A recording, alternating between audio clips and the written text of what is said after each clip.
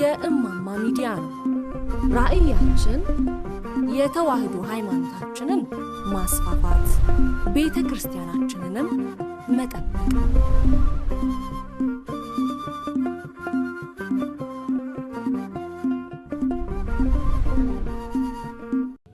አርባ መዓልት 40 ሌሊት በቆሮንቶስ ተራራ ጾምን ያስተማርከን መድኃኔ ዓለም በኪዳን በቅዳሴ በሰዓታት በምእመናን ጸሎት ሁሉ የምትመሰገን አንተ ነህና ይህንን ማዕድ ስለሰራህልን ስምህ የተመሰገነ ይሁን። እዚያ እንደ ተነገረኝ ነገር አለ። ልጄ ከኮሌጅ ተመርቃ ለ3 ዓመት ሙሉ ስራ የላትም። 3 ዓመት ሙሉ አሁን ሲያስቡት 3 ዓመት አይደለም 3 ሰዓት የሚችል ሆድ የለንም እንጀራና ስራ ከሌለ። እግዚአብሔር ስራ ይስጣችሁ። እንዲዎችን ለማንበብ ነው፣ ሌላውን አላነበበው። ተመርቃ ስራ ለ3 ዓመት ሙሉ ስራ አልነበራትም እና ለመላኩ ለቅዱስ ገብርኤል ቋጠሮውን አንተ ፍታው ብዬ ነገር እርሱም ፈታልኝ። አሁን ቋሚ ስራ በሙያዋ አግኝታ ትሰራለች። ሌላው በአንደኛውም ልጅ የዩኒቨርሲቲ ተማሪ ነው። ሲኦሲ እንዲያልፍልኝ ተማጸንኩት። መቼስ አይምሮ ከእግዚአብሔር ነው የሚሰጠው። እግዚአብሔር ካረዳ ደግሞ አንዳንድ አይምሮአችን አሁን ሰምተነው አሁን ፎርጌት ያደርገዋል፣ ይረሳዋል፣ ይደልተዋል እና እርሱንም አሳልፎልኛል። እንኳን ከሲኦሲ ከእሳትም ያሳልፋል። እልል ብላችሁ አመስግኑት እንዴ! አዎ የቅዱስ ገብርኤል አምላክ እግዚአብሔር ስሙ የተመሰገነ ይሁን። ይሄ ታምር ስለሆነ ነው የተናገርኩት። ቅዱስ ገብርኤል ከሚነድ እሳት ያሳልፋችሁ። ከነደደባችሁ በዙሪያችሁ በትዳራችሁ በኑሯችሁ በህይወታችሁ ከነደደው እሳት በሙሉ መድኃኔ ዓለም ያትርፋችሁ። የቅዱስ ገብርኤል አምላክ እግዚአብሔር ይባርከን ይቀድሰን። ወደ ትምህርተ ወንጌል እንሄዳለን። ሊቀ ትጉሃን መምህር ገብረ መስቀል ኃይለ መስቀል ወንጌል ያስተምራሉ። ወደ ክቡር አባታችን። በስመ አብ ወወልድ ወመንፈስ ቅዱስ አሐዱ አምላክ አሜን። የተከበሩ አባታችን የዚህ ታላቅ ቤተ ክርስቲያን ዋና አስተዳዳሪ፣ ከሩቅም ከቅርብም በዚህ ስፍራ የተገኛችሁ እግዚአብሔር ልጆች እንደምን ከረማችሁ? እንኳን አደረሳችሁ። በሰማይ አምላክ ፊት በሉ እጾምና እጸልይ ነበር። መጽሐፈ ነህምያ ምዕራፍ 1 ቁጥር 4 በሰማይ አምላክ ፊት እጾምና እጸልይ ነበር ይላል። ሰው ሁሉ የሚጸልየው በአምላኩ ፊት ነው። ሰው ሁሉ የሚጾመው በአምላኩ ፊት ነው። ሰው ሁሉ የሚሰግደው በአምላኩ ፊት ነው። ማንም ሰው እግዚአብሔር አያየኝም አይበል፣ እግዚአብሔር አይሰማኝም አይበል። ሁሉም ሰው ግን በአምላኬ ፊት እጾማለሁ፣ በአምላኬ ፊት እጸለያለሁ፣ በአምላኬ ፊት እንበረከካለሁ፣ እሰግዳለሁ፣ እርሱም ያየኛል ይበል። አዎ ማንም ሰው በእግዚአብሔር ፊት መጾም መጸለይ ሲጀምር አዎ ወሬ ማውራት የለበትም። ስጋዊ ሐሳብ ማስገባት የለበትም።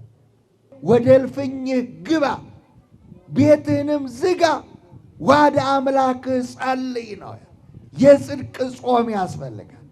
የጽድቅ ጸሎት ያስፈልጋል። በአምላካችን በእግዚአብሔር ፊት የምንጾመውንና የምንጸልየውን አምላካችን እንዲያየን የአምላካችን ቅዱስ ፈቃዱ ይሁን።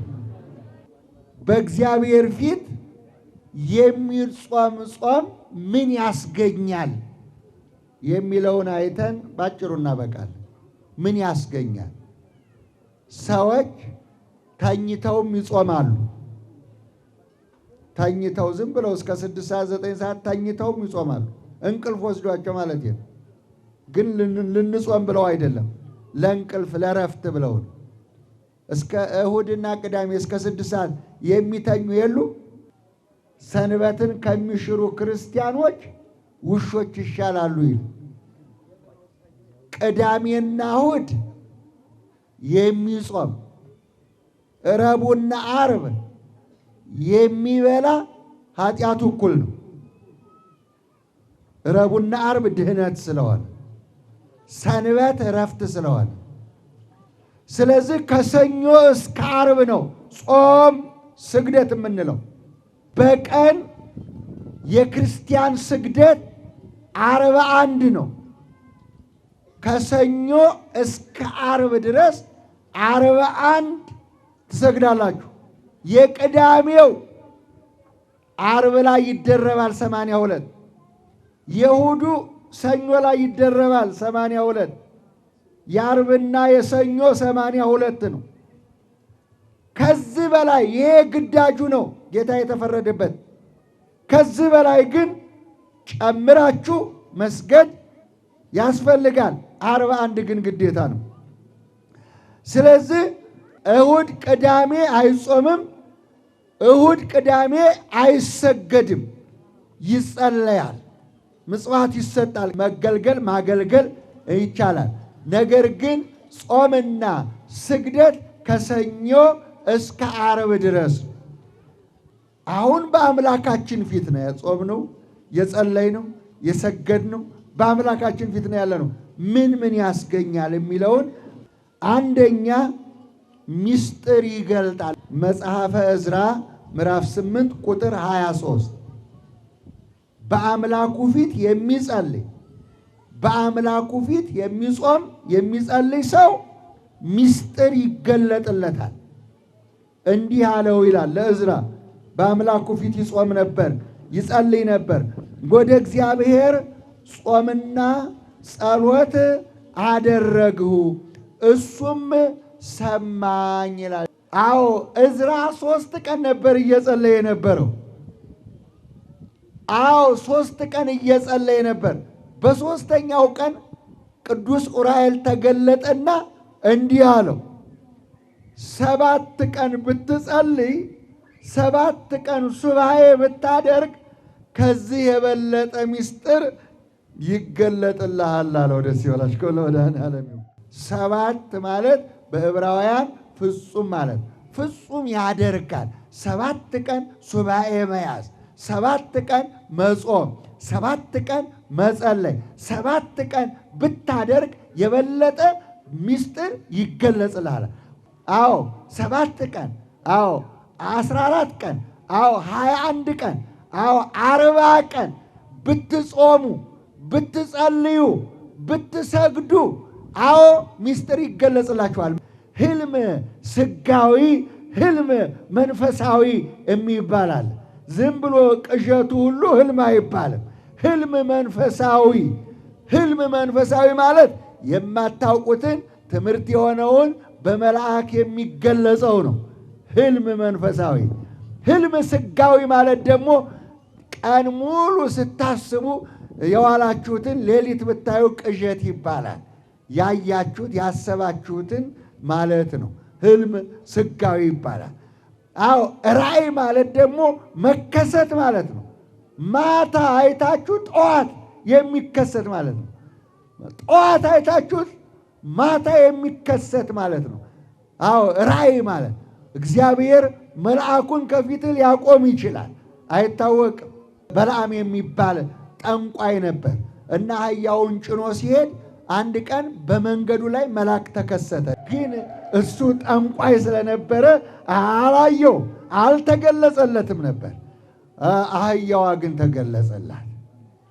ጠንቋይ ያያችሁ ከአህያ ያነሰ ነው፣ ታውቃላችሁ። ኦሪት ዘኍልቍ ምዕራፍ 22 ተመልከቱ። ከአህያ ያነሰ ጠንቋይ ቤት እንዳትሄዱ። አህያው መልአክ ተገለጸለት፣ ቅዱስ ገብርኤል ተገለጸለት። አትሄድም እያለ በዱላ ይደበድባል አህያው። ኋላ እግዚአብሔር ለአህያው አንደበት ሰጠ። ለምን ትመታኛለህ? ከፊት የእግዚአብሔር መልአክ ቆሟል አለ። ክብር ለመድኃኔዓለም ይሁን። ጠንቋይ፣ አስማተኛ፣ መተተኛ፣ መጽሐፍ ገላጭ ከአህያ ያነሰ እግዚአብሔር የማይታየው ግን ይህ ዓለም የሚታየው ይህን ዓለም አሰስ ገሰሱን የሚገለጽለት የሚታየው ገንዘብ የሚታየው ወርቅ ነው። የሚታየው ይህ ዓለም ነው። የሰማይ መልአክ ግን ለአህያው ተገለጠ። እስቲ ተመልከቱ። ከአህያ ያነሰ ሰው አለ እዚህ ውስጥ? አህያው የሚታዘዝ ሰው የሚገለገልበት ነው። ግን በለዓም ከአህያው አንሶ ተገኘ። ያን ጊዜ አህያው አፉን ከፍቶ የእግዚአብሔር መልአክ በፊቴ ቆሟል፣ ለምን ትመታኛለህ ሲለው ሰይፉን ብቅ አደረገና ለበለዓም አላወቅም እንጂ አሁን ቆራርጬ ጥልህ ነበር አለው። አያችሁ፣ የእግዚአብሔር መልአክ እንዲህ ነው። እናም ምስጢር ይገለጽላቸዋል። በእግዚአብሔር ፊት የሚጾምና የሚጸልይ ምስጢር ይገለጽለታል፣ ራእይ ይገለጽለታል፣ ህልም ይገለጽለታል። ያስተምራል። በህልም መማር ያለ፣ በራእይ መማር አለ እና ይህ ቅዱስ ገብርኤል እነሆ ዮሴፍን በህልም ይመራው ነበር ይላል። በህልም መመራት፣ በራእይ መመራት እውነተኛው ትምህርት ከእግዚአብሔር ሲላክ፣ አዎ ተግሳጽ አለ፣ ትምህርት አለ። መልካሙን ነገር ይግለጽላችሁ እግዚአብሔር። አዎ እንግዲህ የመጀመሪያው አንደኛው በእግዚአብሔር ፊት ስንጾም ምስጢር ይገለጻል ነው። ሁለተኛው ከሞት ያድናል። መጽሐፈ አስቴር ምዕራፍ 7 ቁጥር 9 ታሪኩ የሚጀምረው ከምዕራፍ 3 ነው።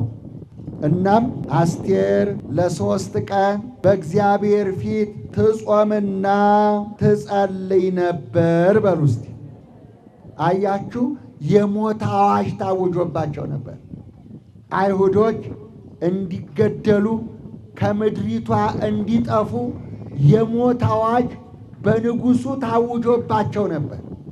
አስቴር ግን ይህንን የሞት አዋጅ ወደ ሕይወት እግዚአብሔር ይቀይራል ብላ፣ አዎ ጾምና ጸሎት አይሁዶች ጠቅላላ በእግዚአብሔር ፊት እንዲወድቁ ለ3 ቀን እንዲጾሙ እንዲጸልዩ እህልና ውሃ እንዳይቀምሱ ብላ አወጀች። ወንድሟ መርዶክዮስ እንዲገደል ሐማ የሚባል ክፉ ሰው በመስቀል ላይ ተሰቅሎ እንዲሞት በግቢ አዘጋጅቶ ነበር። እግዚአብሔር ቸር መሐሪ ይቅር ባይ፣ ክፉ የሚሰራባችሁ ክፉ ጎሬ የሚቆፍርባችሁ ራሱ ይገባበታል። አያችሁ፣ ተመልከቱ። አሁን ክፉ ጎሬ ቆፈሩ፣ ክፉ ስራ ሰሩ፣ አዘግቱን አዘጋጁ። ሐማ የሚባል ክፉ ሰው አያችሁ፣ ክፉ እኔ ገባበታለሁ ብሎ አላሰበም። እኔ ሞትበታለሁ ብሎ አላሰበም። ሌላ ሰው ይሰቀልበታል ብሎ አስቦ ነበር። ሌላ ሰው ይሞትበታል ብሎ አስቦ ነበር። ለሌላ ነበር ያዘጋጀው። እግዚአብሔር ግን እንዲህ አደረገ። ልክ ጾሙ በተጀመረ በሁለተኛው ቀን ንጉሡ እንቅልፍ ከለከለው ይላል። እንቅልፍ ነሳው ይላል። ተኝቶ እንዳያንቀላፋ ለንጉሡ እንቅልፍ አራቀበት ይላል። እንቅልፍ ሲያጣ እስቲ ታሪክ የያዙትን አዎ መጽሐፍ ታምጡልኝ አለና መጽሐፍ ያስነብብ ጀመረ። አሁን መርዶክዮስ እንዲሞት የተፈረደበት ሰው አዎ ታላቅ ሥራ ታላቅ ውለታ ለንጉሡ ውሎ በመጽሐፍ ውስጥ ተጽፎ ተገኘ። እስከ ዛሬ አላየውም ይህን መጽሐፍ፣ እስከ ዛሬ አላነበበውም ይህን መጽሐፍ። እግዚአብሔር ጥበበኛ ነው። እግዚአብሔር ሊያድነው ፈለገና ንጉሡ መጽሐፉን ተረዳ።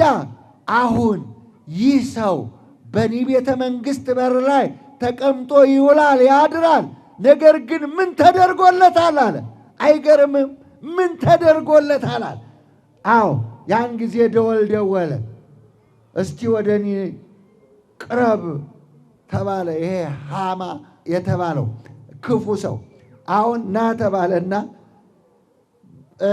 ንጉሱን ለሚወድ ለንጉሱ ለሚታዘዝ ሕጉንም ስርዓቱንም ለሚፈጽም ምን ሊደረግለት ይገባል አለው። እሱ መስቀል አዘጋጅቷል። እሱ ጎሬ ቆፍሯል። እሱ ሌላ ሰው ሊሰቅል ይህንን መርዶክዮስን ሊሰቅል አዘጋጅቷል። ምን ሊደረግለት ይገባል አለው።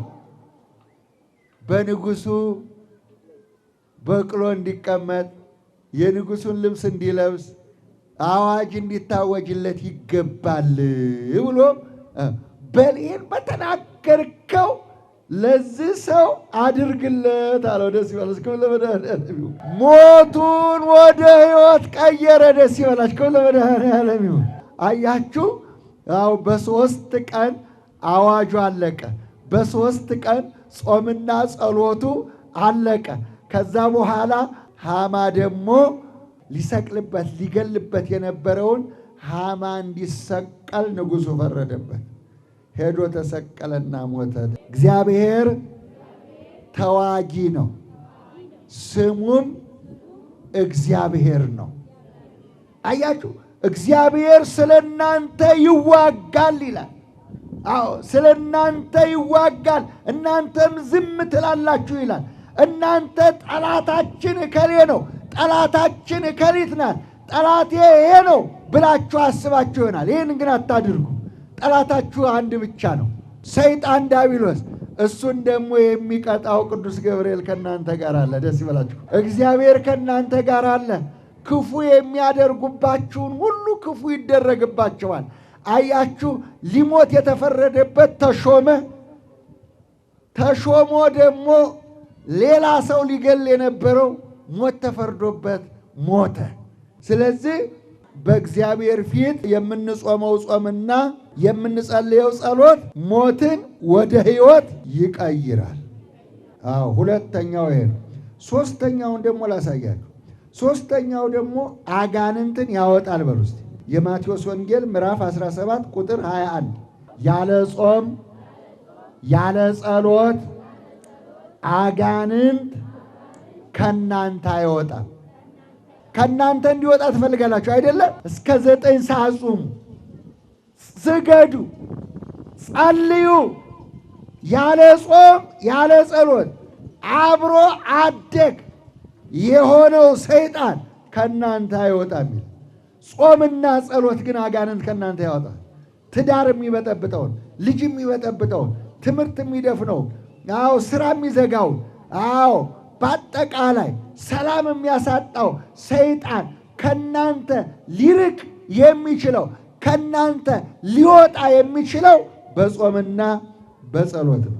አራተኛው ደግሞ ስጋን ለመግዛት ያስችላል። በሉ እስቲ ጾም ማለት ልጓም ማለት መዝሙር 108 በቅንፍ 109 ቁጥር 24 ጉልበቶቼ በጾም ደከሙ፣ ስጋዬም ቅቤ በማጣት ከሳ፣ ለሰዎችም መዘባበቻ ሆንኩ ይላል። ልብ በሉ። ከቤተ መንግሥት ቅቤና ስጋ ጠፍቶ አይደለም፣ ስጋን ለማድከም። ጾም ስጋ ማድከሚያ ነው፣ የስጋ ልጓም ነው፣ የስጋ ፈቃድን ማስወገጃ ነው። የስጋ ፈቃድ ደግሞ ከእናንተ ሲርቅ ከእግዚአብሔር ጋር ትገናኛላችሁ ማለት ነው። ስለዚህ ነው ጉልበቶቼ በጾም ደከሙ፣ ቅቤና ስጋ በማጣቴ ሰውነቴ ከሳ ብሎ ልበ አምላክ ዳዊት በዚህ በጾም ወቅት አዎ ጥሬ ቂጣ፣ ቆሎ፣ በሶ የሚጠቀሙ አሉ። ደግሞም በቀን አንድ ጊዜ ብቻ የሚመገቡ አሉ። በተለይ በጾም ጊዜ መቼም እራትና ቁርስ የለም። ቁርሳችሁ ለነዳያን ነው። ቁርሳችሁን መጽውታችሁ ነው የምጾሙት። እጃቸው የተቆረጠ እግራቸው የተቆረጠ ዓይናቸው የጠፋ አዎ ምስኪን ድሆች አዎ ከናንተ እጃቸውን ዘርግተው ለምነው የሚበሉ አሉ።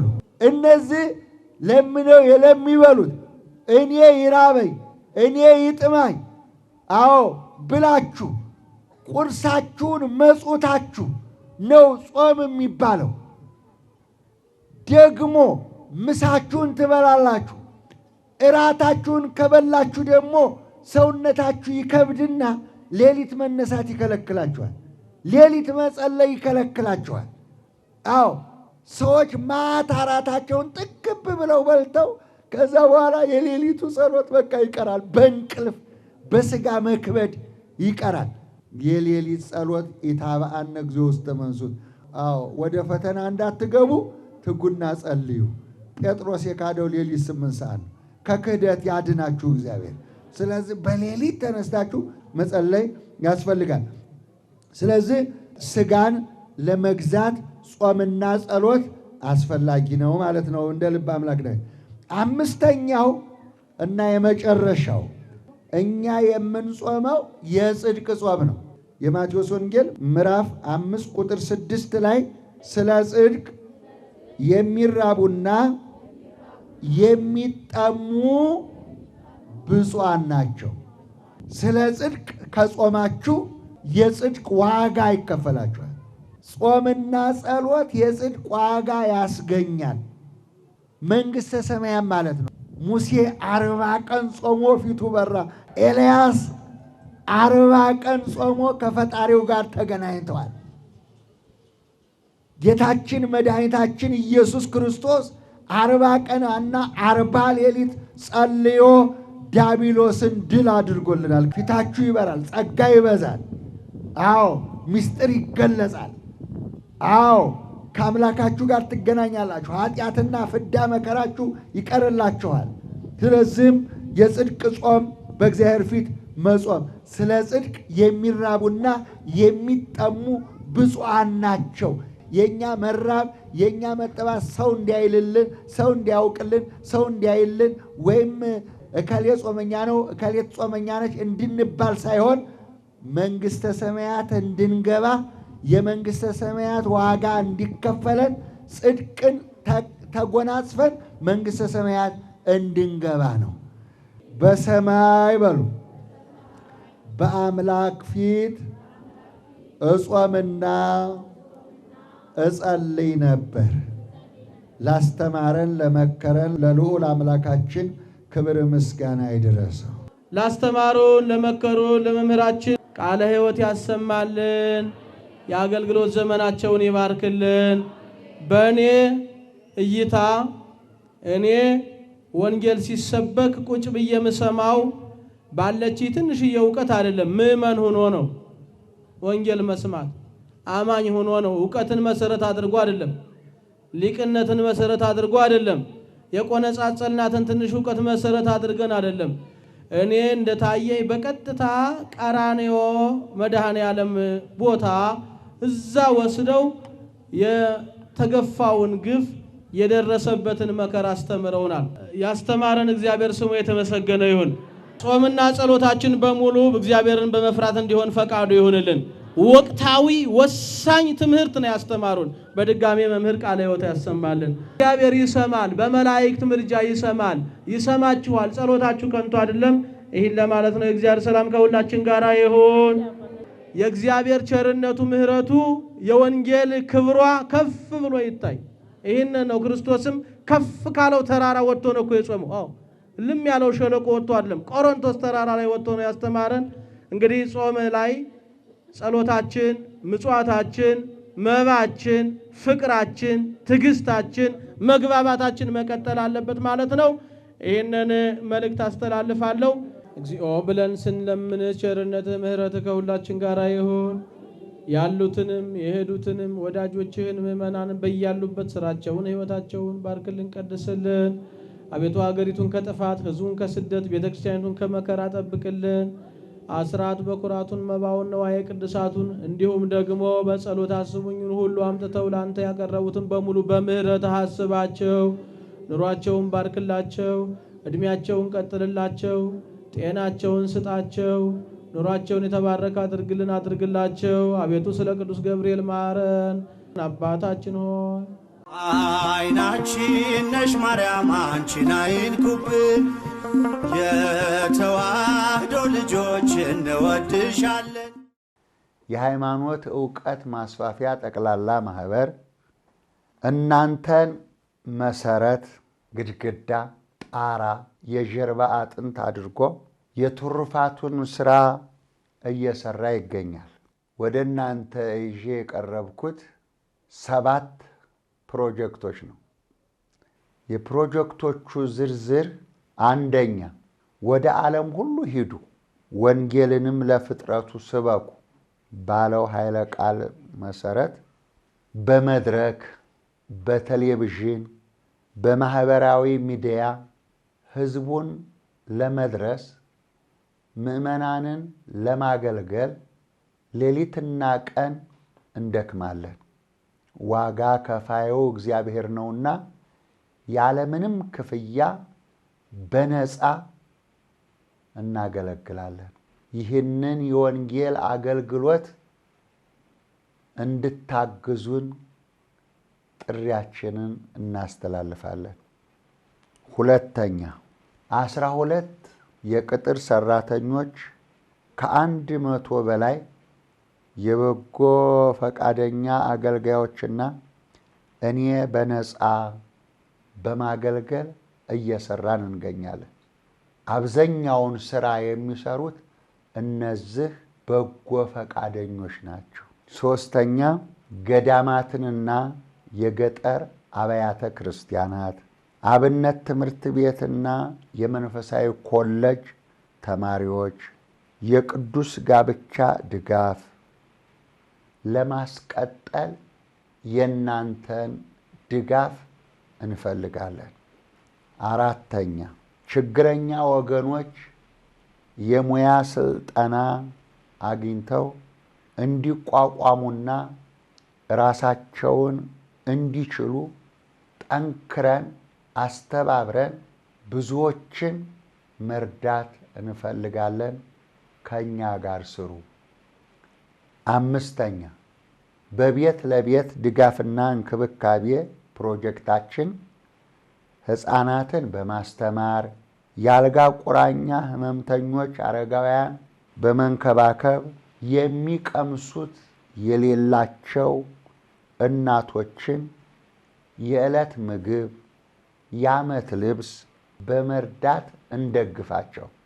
ስድስተኛ በዝቅተኛ ኑሮ ውስጥ የሚገኙ ችግረኛ ወገኖች በአበይት በዓላት ቀን የዓመት በዓል መዋያ፣ የነዳያን የምሳ ግብዣ እናድርግላቸው። ሰባተኛውና የመጨረሻው በድንገተኛ አደጋ ጉዳት ለደረሰባቸውና ለተፈናቀሉ አቅማችን በፈቀደው እንድረስላቸው፣ እናጽናናቸው፣ እንደግፋቸው እያልኩ ጥሬን ለናንተ አቀርባለሁ። በበጎ ፈቃደኝነት ለመስራት ለምትፈልጉ ሁሉ በዚህ አድራሻችን ከያላችሁበት ሁሉ ልትልኩልን ትችላላችሁ።